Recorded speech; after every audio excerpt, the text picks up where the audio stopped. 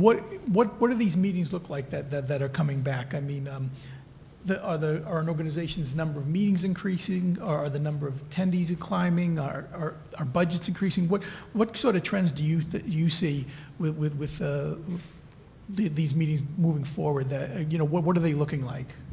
Well, what we're seeing year over year is the trend towards, at least for our property, the trend towards larger meetings. I mean, in 2010, we did a lot, I don't know the numbers off the top of my head, but a lot more meetings to get to the total room nights than we're doing this year, and we certainly have well surpassed, as I said, our forecast. So they're larger meetings.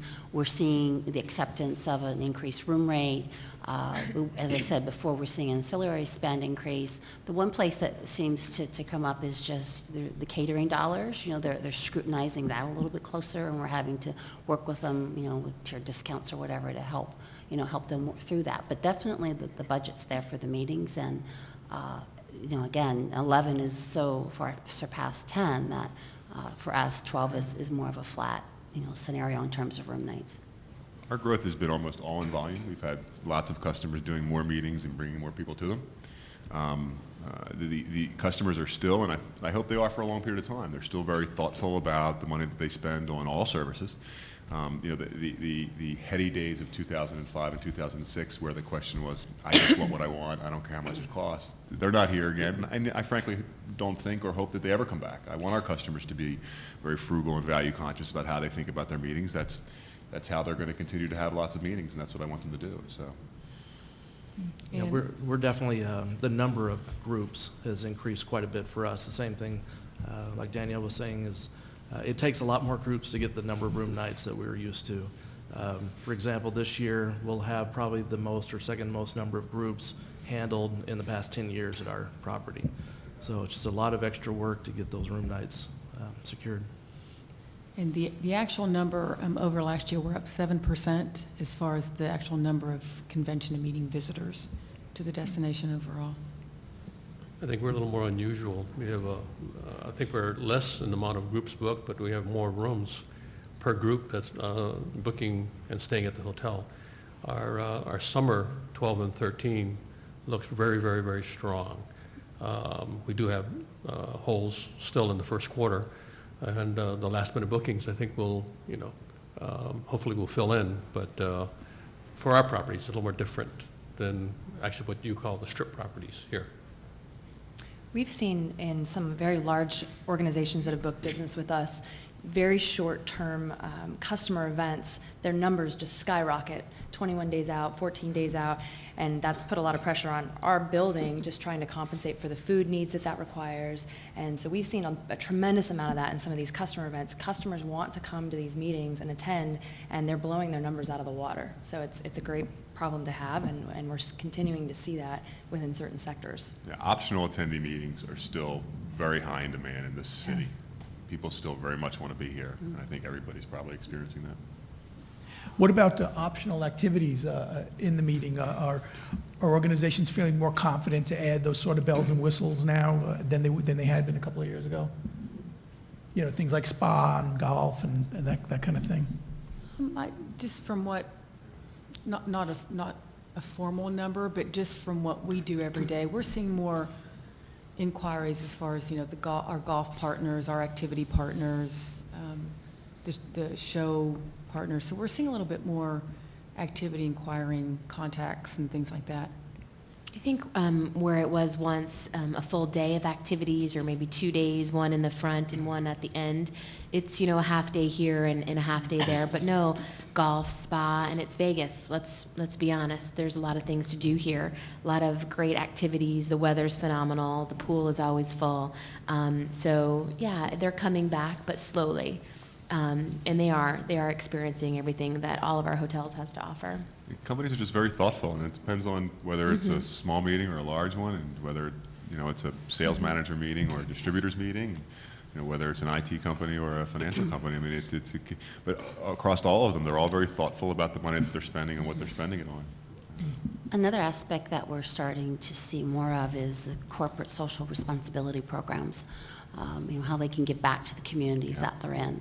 We had a program in the spring that the executives stayed behind, and they did a Habitat for Humanity program as a team building. So we're starting to see more of that. Actually, it's gotten to the point where we've decided to build that into the educational forums that we do, and we bring customers in the spring and the fall. Is everybody seeing that amongst your groups, Yeah. the Yes. CSR types of activities? Which is a much better, like, I don't want to be judgmental, but, it's a fantastic way for you to spend a half day or a full day for your company or organization, and we do it for our customer events as well. It's a much better half day than a round of golf. Yeah. It's a feel-good activity. Give back to 3 Square. Yeah. Go do the school backpacks. It's awesome. How about green initiatives? Is that sort of something similar to an optional activity? It's important to some groups, not to others. Where are your clients right now falling on that? Is everybody asking for it, or is it I just think green's just about important to everybody. Yeah. Yes. We don't have many customers that it's not important to. And it's expected. I mean, Yes. I think Surely that's it's the difference, expected. is a few years ago, it was sort of a hot topic, and now it's sort of one of those things that is expected, and it's not discussed as much typically because they just expect you to have a green program in your property. I don't necessarily know that they're making strict business decisions because of it, but it is top of mind for them. Well, and I think there's a lot of expectations from our facility to also measure against what their green initiatives have meant to them Yeah. during meetings and events. So we're really being pressured to provide that type of measurement and what we provide to them to have that meeting and event become green. This is a city that, by and large, has really good programs around this activity. Our buildings are generally newer than buildings you'd find in other cities. And so, when you open a building like these guys have down the streets, the city center, I mean, it's state-of-the-art. The things we've done here at Caesars, all of our properties have state-of-the-art facilities around this activity and state-of-the-art programs around this activity. And I think our programs, by and large, compare very favorably to all the cities that we compete against. You can pick a property in this town and get a really robust green program just about anywhere. One thing that, and thanks, by the way, for the plug for City Center. One thing that is so important to remind our customers is that these buildings are so huge. And for Mandalay Bay, Venetian, honestly, we do a lot of the recycling behind the scenes, and a lot of customers didn't realize that. So for Bellagio, we rolled out a program and really just a green statement saying that this is what we do. And so many people, just by saying that, were amazed. Like, they had no idea that we already do that as an organization and really as a city. So, Tara, I was just doing the plug because I was hoping to get one of those 4th or 5th options sent our way. We actually do, and I think you guys probably all do as well. We all do tours of our recycling programs and our green facilities, not only for meeting planners, but for executives of companies. I mean, these are miniature cities, right? And we have 3,000, 4,000, 5,000, 6,000 employees, and the programs are amazing, and people like to see them, and they take them back, and I think they incorporate some of the stuff into their own companies. Let's talk a little bit about technology and maybe the requirements now that meetings are placing on facilities in terms of bandwidth, because, especially the explosion of social media, it's almost like the attendees and also the meeting planners just expect to be able to access the internet even when they're on the trade show floor. Has that reached a tipping point with facilities in terms of providing that type of access? And what's that discussion like with planners? Is that a big issue? I think it's an expectation. Yeah. Yeah. It's definitely become something they're asking about. They want specific figures for bandwidth, what the facility can actually handle.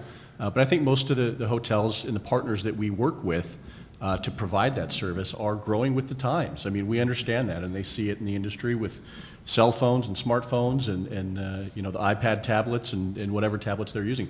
People expect it, and if they need to add new equipment to make that happen, then that's what's going on behind the scenes. If you can't provide a level of service for the individual similar to what they have in their home, and then also provide dedicated bandwidth to companies for their use while they're here, it's the minimum expectation. It's the bar you have to cross to get in the game.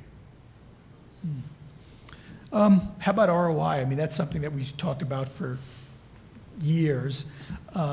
Is it still just talk, or our meeting planners during their negotiation process, really making it something that they're asking you for help to maybe track the return on investment of a meeting? I don't personally get asked a lot about that. Yeah. Now, it's very important to our customers. Yeah. And more of our customers are having very good algorithms around the ROI that they get for their meetings.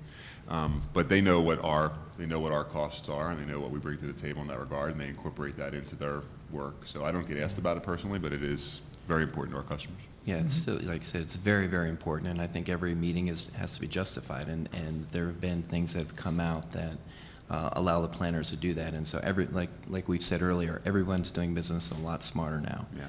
And to Mike's point, in the negotiating process, they know what our prices are, and they're calculating that into their ROI.